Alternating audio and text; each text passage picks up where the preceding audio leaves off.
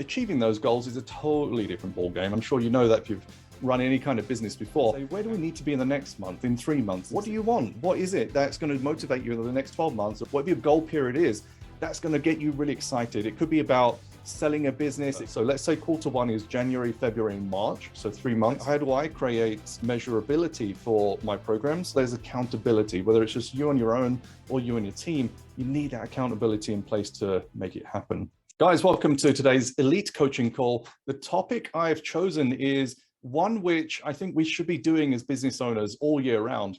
But as New Year comes in, new year, new plans, it's something which comes to the front of mind, which is how do we goal set and how do we make sure we achieve them? Because goal setting is super easy. Achieving those goals is a totally different ballgame. And I'm sure you know that if you've run any kind of business before. In my 10 years of trying to run different businesses and also working in-house, there are a few things that I've figured out that work for us and has definitely worked for a number of our clients as well. And what I want to talk to you about today are kind of big, hairy, audacious goals, or BHAG for short, and objectives and key results, or OKRs for short, and how they've helped us to shift our business into not just having the goals in place, but breaking them down into achievable goals as well. So you can have your big, hairy, ambitious goals. You can then have your kind of more moderate business goals, but then breaking them down. And I'll show you how we actually go through that process as well. So that when you're looking at, what does the 12-month plan look like? Where do we want to be in 24 months? You kind of bring it back and say, where do we need to be in the next month, in 3 months, in 6 months? So first of all, when we talk about big, hairy, audacious goals, this is an acronym that came out of Silicon Valley. So it was designed really by software companies talking about big, ambitious goals. And then it fell into the startup world of Silicon Valley, and it kind of trickled through many other startup niches and countries and things like that. I first came across this maybe about 7-8 years ago. And it's about creating a business goal that excites you and also scares you. That's what this is all about. So, the big part is, if it's not big, then you go home, kind of thing. Like, this is the whole thing about creating a big, hairy, audacious goal, is the goal has to feel almost unachievable because it stretches you to think about things differently. What does it mean by being a hairy goal? Well, actually, the hairy part of it is really about making you freak out a little, so that when you think about that goal, you're not thinking, I can break it down, I can achieve it, and things like that. It has to scare you. It has to make you feel like, I don't know if we can do that. Because what happens as entrepreneurs, as business owners, is when you have a goal and you have something in place you want to achieve, if it looks too easy, it becomes comfortable. And actually, what I found is the more comfortable the goal feels, the easier it is to actually miss it. So let's say you're doing 10K a month and you want to grow to 20K a month, and you're kind of like, that feels achievable, based on where we are with our clients, we can increase prices, we can do whatever. Now, if you say, I'm gonna go from 10K to 100K, and that makes you feel like, I have no idea how to get that. But in your mind, and you feel it is achievable, but at the same time, you're thinking, this is quite scary. I can't imagine myself running a business, 100, or if you're talking about 100 to 500K, whatever it is, those steps up in terms of your goals and your ambitions. It could be revenue-based, could be profit-based, could be about growing your team, could even be about selling your business. That you say, by the end of the year, I want a 7-figure exit.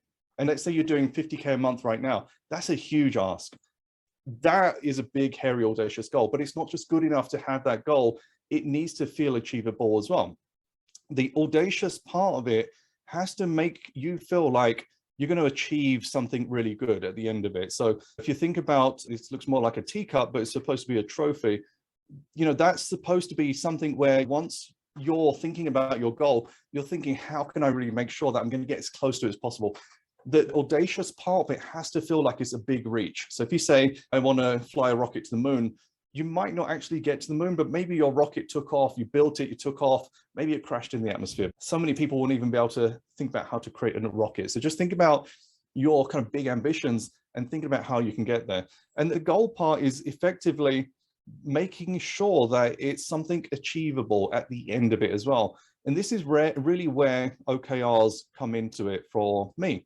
So when we're thinking about what's a really big goal that we could be aiming for in the next 12 months or 24 months or even 3 months or 30 days, is thinking about how we break that down from just something that's written on a piece of paper or some numbers into something that feels like, you know what, this could be a plan. And that's the key thing about having the endpoint and having your all in place, and then having a plan that leads up to it. So the big, hairy, audacious goal will be your big kind of North Star. You know, we're captaining this ship. Hey guys, we're heading over there. That's the big, hairy, audacious goal right over there. But how are we going to get there? That's the plan. So really ours are about plans. So objectives and key results. Objectives are the kind of key things that you want to achieve. So the O for objective.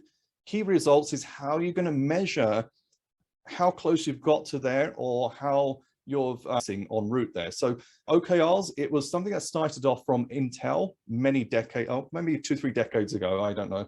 And then Google made it popular in the kind of early to mid 2000s. And then from there again, it came out through Silicon Valley. And from the last 10 years, I've been going deep into understanding OKRs. I'm a huge fan of them because it helps me to have a big business plan, but then cascade that down to my team. It doesn't matter what that person is doing.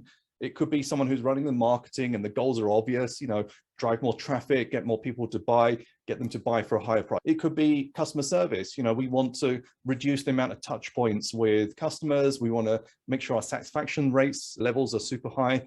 Could be the product team. You know, we want to maximize lifetime value, things like that. But everything wraps up to what's important for the business. And that's the power of OKRs. And I'll show you an example. I've got a spreadsheet here of how to construct them. So that it gets you thinking about, I know what my goals are. I know what's going to make a difference to me. I know what's going to get me up in the morning, excited, thinking about the next thing that I'm working on. But I also know how to create a plan to get there. So OKRs is really about having that plan. For example, last year, let's say you did 100K revenue, just using the examples here. And this year you say, I want to get to 500K. Now, the 5x increase in revenue, it can come at a cost. It could come at a cost of your time, could come at a cost of money, investing in people or resources or mentorships and coaching and things like this as well. It can come from committing to new products or new ideas and things like that. But really, the big, hairy, audacious goal doesn't really care about that. All it cares about is, what do you want? What do you want? What is it that's going to motivate you in the next 12 months, or whatever your goal period is, that's going to get you really excited? It could be about selling a business. It could be about replacing you in your business while you earn passive income. Whatever it is, that big, hairy, audacious goal has to be something you write down and you reference every month, every few months. If you do journaling, it's a great opportunity. Every 3-4 weeks, just journal. Where are you on this? How do you feel about it? And, you know, these things are not set in stone. We're in January. I set my goal at 500,000 revenue in the next 12 months. Maybe in 4 months, you're at 300K already. And actually 500K was not actually as audacious, or it was hairy, but maybe not as audacious as you should have made it. Go and revise it, go and increase it, 600K, 800K, whatever it is. That has to be the kind of big goal. I won't say big number, because it could be something unrelated to revenue. It could be profitability. It could be, I want to earn enough so I can invest in crypto or real estate or whatever it is. So that's really your big mission and your driving force. And this is really about delivery. So when I kind of think about a team and how I'm building my operations, really I'm the one creating the bag effectively, but then I need operational support to create and execute my OKRs. Now, there's a really, really good book called Rocket Fuel, and it talks about visionaries and integrators. And when I read this a few years ago, it kind of helped me realize where I was lacking, because as someone who is that visionary, who has ideas of where I want my business and how I want it to grow and flourish, I'm not so good or as strong at the operational parts. By identifying the gaps, you can see how you can still have that vision and you can contribute to where your business is and where it's growing, but you have someone that can actually help deliver. Now, that person could be a virtual assistant, could be a project manager, it could be a program manager, it could be an operations manager, it could be an operations director. But essentially that person becomes your right-hand man or your right-hand woman that's able to take your vision and create that clear plan from it. So for example, now if I go into giving you an example of that I prepared some time ago. So this template, I'll share in the links once this video is posted. This is an example of how to actually put your OKRs together. So for example, if we have our year-end goal I would have that either here or we have that referenced in team meetings and presentations and stuff we work on. But then what I like to do is break my objectives and my goals down into quarters throughout the year. So it doesn't matter if your year starts in January and finishes in December, or starts in April, finishes in March, or whatever it is. It's about thinking about what you're trying to achieve in chunks. I think it was Bill Gates that said we overestimate what we can do in a year and we underestimate what we can do in 10 years. And that's so true also of OKRs as well, because when you start to break down your big 12-month plan or whatever plan you're working towards into quarters like we do, you start to realize that some things are moving faster than you expected, some things are moving slower. And by having this quarterly breakdown and review of your OKRs, it allows you to keep adjusting as you go along, because no plan will ever work when you kind of set it and you look at your 12-month plan and say, right, this is what we're going to do. It doesn't work like that. What this process allows you to do is to set your OKRs up and then keep revising them, not every quarter, not even once a month, but in many cases weekly as well, because you can't just set your goal and say, hey, this is what we're going to achieve in the next 12 months. Here's a goal. Whether you're a one-man band and you're doing things with assistants or you've got a team behind you, you cannot expect that everyone's going to take those goals and have the same passion and focus and commitment that you have. And that's where OKRs come in, to hold yourself, your business, and your team accountable to results. So if I talk you through this example here, so what I like to do is I break my OKRs up into between 3 or 4 objectives. So to recap on an objective, it's just something we want to achieve. So objective number 1 here at the business level is we want to grow the business. That's as simple as it is. Objective 2 is improve our operational efficiency. You can go into it in more detail and say, I want to grow the business to whatever revenue number, but it's the key results below that are the measurables and the things that you keep a track of in terms of progress. So grow the business, improve operational efficiency, create new revenue streams, e-com store launch. So these are just 4 example objectives that I've used here to demonstrate how those objectives then break down into key results, and then how you delegate those results to other people as well. So here, for example, grow the business, what does it mean? Achieve 1.25 million revenue target by end of quarter. So in this example, we're in quarter 1. So if at the end of this quarter, so let's say quarter 1 is January, February, and March, so 3 months, quarter of the year. If by the end of that period, we've hit 1.25 million in revenue, then we've achieved 100% that key result. And it becomes very easy to measure, because let's say right now, revenue number's 0, you just start the quarter, whatever progress you've made week on week, month by month, you literally put that percentage in. So for example, what I like to do is, if like right now we've made 100K versus our 1.25 million target, then we've made 8% progress. So you can easily see how I can actually measure and put some strong accountability in place to know that we're on track or not. Now, obviously you'll have business reports and other things like that, but this is a dashboard. I like to use this as a business founder to see where we are on track for our overall targets, and then to hold my core team accountable as well. Let's say, for example, in this, we have a head of marketing, and these are kind of made up goals, but to illustrate, let's say our head of marketing has taken on the responsibility to grow our revenue. That means that the business target, and generally the founder and the business, their target's the same, our head of marketing has the same target, and the same calculation would apply here. So whatever they've achieved, we can have a track of that as we go. What you want to do by the end of the quarter is to achieve probably about 85 to 90% of the key result. If it's below that, then that key result, you've struggled to get the result. If it's above that, then it was too easy. Like if you have a whole list of key results here and you've got 100% off across all of them, then for the next quarter, you need to add a stretch in there.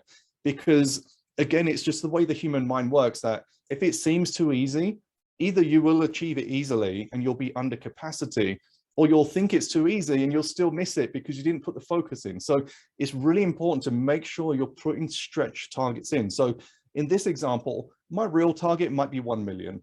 1.25 is a stretch. Now, I don't want to tell my team that. I'll say, hey guys, we need to hit 1.25. That's our goal for this quarter. But really, I know that if we hit 1 million, so let's say I added an extra 0 here, and that's the end of the quarter. We've hit 80%. I'm happy with that. That extra stretch of 250K was there as a nice to have, but the 1 mil was the minimum target. Now imagine if we put 1 million in there and the team fell short by 20%, I'm going to be quite disappointed with that. So just bear in mind when you're setting goals, this works for solopreneurs as well as teams, because even if you don't have a team to delegate to, you can still hold yourself accountable to this on a weekly and a monthly basis to make sure you're on track. And by the way, if you're through weeks or months into the quarter and you decide this isn't realistic, or this isn't the target, or this isn't actually the key result right now, scrap it. You know, there's no harm in saying, we don't want to do this anymore. That's no longer our target. We'll scratch that off and focus on other things. And the key thing here is you're adapting to what's in front of you, the data you're collecting, and making sure that you're achieving the goals that are important for your business at that moment in time as well. So going back to my objective here, at the business level, I say I want to grow the business. These are 4 key results that I will judge whether we've achieved that objective. So growing our revenue, growing our email list, growing organic sales to over 15%, improving our margin by 10% by end of the quarter, so profitability. And then I've just listed the main contributors potentially from the team that would be taking lead of these as well. Improving operational efficiency. Again, you have to have measurables. If you can't measure it, it doesn't work. How do I create measurability for my programs? For my key results, I use what's called SMART goal setting. So I'm sure some of you, if not all of you, have heard of this before. What you are doing with your SMART goal setting is making sure that your goals follow a set process so they can work as effectively for you as possible. So first part of this is to make it specific. The second part is to make it measurable. So what does it mean by being specific? That is where it's easy for someone else to come in and look at that goal and say, yeah, I understand what that is.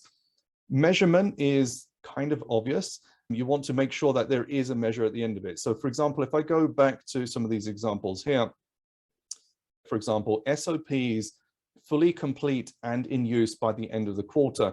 That's a challenging key result because you don't want something there that you can't properly answer, has it been achieved or not, or at least measure what percentage of that has been achieved. So if I say 50 SOPs fully complete and in use by the end of the quarter, now it's measurable. So then it becomes easier to know this has been achieved or this hasn't. Because if you say SOPs fully complete and in use by the end of the quarter, we could come in at the end of March and say, we've done most of the SOPs, does that kind of count? You know, new ones came up or whatever, then it becomes contentious. So you want to make sure that everything is completely measurable to make it fair on everyone as well. And then the other thing about objectives and key results, which kind of goes against the BHAG definition, and this is why you need these measurables and specifics, is it needs to be achievable. And that means that in that quarter, you're not just setting a high, an unrealistic target, it's actually going to be achievable. So for example, if you say achieve 1.25 million revenue target by the end of the quarter, so 3 months to hit that target, but the other quarter you did 10K, that's completely unachievable. Unless you're going to do something amazing to 100x your revenue, that's probably not going to happen. So it has to be something which you have the tools, resources, finances, whatever to achieve as well. It has to be results based. So results are based on impact to your business, but also based on being able to look at this as, yes, we did achieve it, we didn't as well, but it has to align to the rest of the business. And I think this is where I focus on the results part is, there's no point having an OKR which doesn't have any impact or roll up to the business. So for example, we've talked about business level OKRs. So if you're running your own business, if you're leading a business, then that would be your top down objective for your team.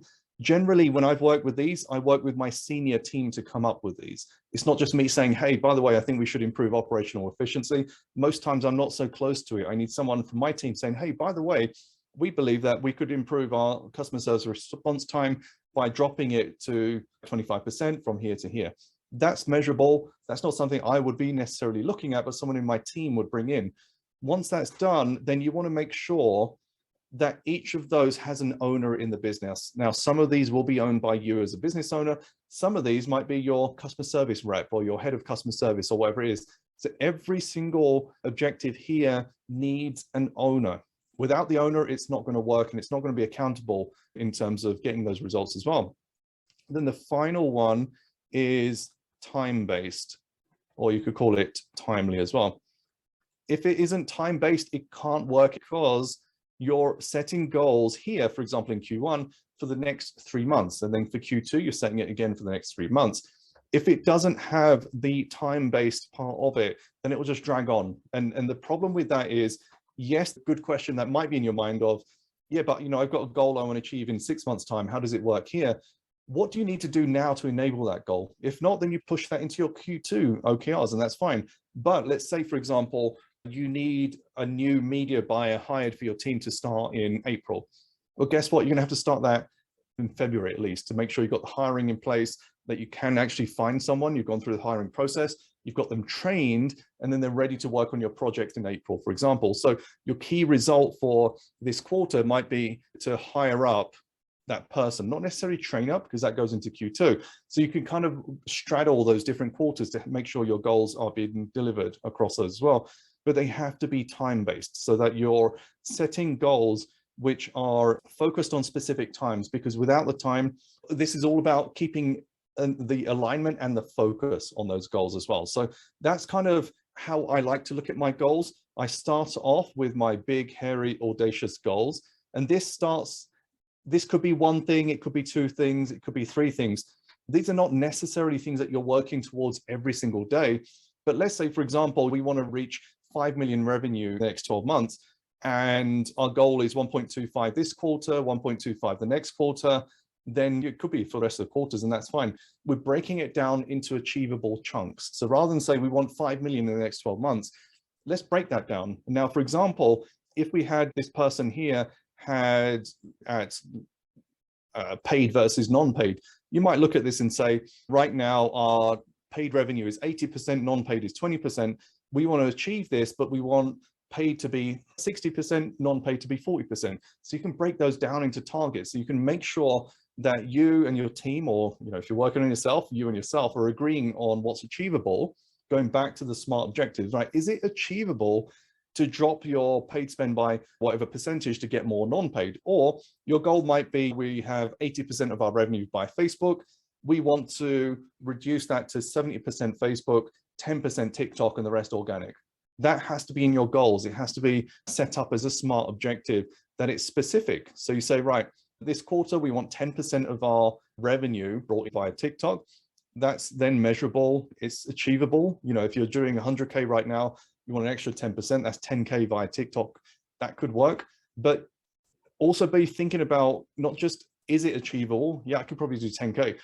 But what does that mean for your business? Now, if you say specifically, I want to generate an extra 10K off of TikTok at a ROAS of 2x, return on ad spend, you're getting more specific because it's based on results that matter to you and your business. So just think about, it's not just the big revenue numbers, because the thing is, you could easily bring in 10K and spend 10K, make no money. You could spend 20K and bring 10K back. That's really not going to help you at all. So just be careful about setting those goals specifically for your team and for yourself, so that it's clear on how it aligns back to your goals as well. So the other part of this is thinking about when you're going to be applying this. So what I like to do is, first of all, get these in place. Like, it doesn't matter when you start, get your OKRs in place. And for those of you on Elite, you can absolutely bring them to those sessions. I really enjoy going through these with clients and kind of looking at planning and ideas, and I can absolutely help you with this. But get this in place first. And like I said, we'll share the link, the video, once it's posted. Go through your objectives, get it started. It doesn't matter if it's the start of the quarter, start of the year, partway through the year, whenever it is, just get it started and use the first period. If you've never done this before, just to get used to the process. Don't expect to get it right. I didn't get it right the first time I did it. It took me about 3 quarters or 3 cycles to really get good at it, so I could be specific and measurable and all the rest of it. But go through the process. And what I do is, I would recommend on a weekly basis, just checking back on this. What is the progress that you've made? What still aligns in terms of goals? How your team performing on a weekly basis makes a huge difference. And then at the 6-week period, so halfway through the quarter, is when you start reviewing what you've done for this quarter and planning the next. So if you're thinking, for example, let's say we're in January, we've got our Q1 OKRs in place. When do you start planning Q2? Q2 starts in April. That should start at least, I'd probably say it should start middle of February. By the end of February, you should have the ball rolling on thinking really clearly about what your Q2 goals look like. And then you're using the last month of that quarter, so 4 weeks before the next quarter starts, March, of dovetailing. So as you start to get more and more data and results through from the previous quarter, you can start finessing what it looks like for the next quarter. And by 2 weeks, if not a week before the next quarter starts, it should be locked down. So now you're ready in that process to make sure that for the next quarter, the goals are set. You've had a review period. I would say 3 to 4, probably 2 to 3 weeks before the next quarter starts, you should have a review period, whether it's yourself, with your team, maybe you want to bounce it off me, that's fine as well. But make sure you've got that in place so you can build momentum, because this is a lot about momentum and focus, learning from what you've done in the previous quarter, and then being able to apply that into the next one as well. So hopefully that's been useful for you guys. Be thinking about your big, hairy, audacious goals. They're stretch targets. They're the ones that get you really excited. They're the ones that drive you to wake up and get that fire in your belly and be excited about the next 12 months. And then let's calm it down. Let's work on our OKRs. Let's work on that plan and figure out how we're actually going to achieve it, and then keep checking in. And honestly, when you get this stuff in place, whatever target you've got in place, it becomes so much easier, because you also realize some of these things might not even be realistic. You might look at this and say, it's only me and a few people in the team. I really want to achieve these things. I don't think I can do this. So you can kind of reassess it. Or you're like, yeah, I've got 15 people in my team already. I just need a few more people. And, we're going to build that into the OKRs to hire this new person by the end of whenever. And then we can start building momentum and growing and introducing everyone to the OKR process. You can use this template. This is the template that we use. There are external tools that do OKR planning, and they link all your OKRs together and things like that. You don't need a tool. I just use my own Google sheet just to track. This is a sheet that should be shared with your team. They should all have access to update it and keep it going, but make sure there's accountability, whether it's just you on your own or you and your team. You need that accountability in place to make it happen.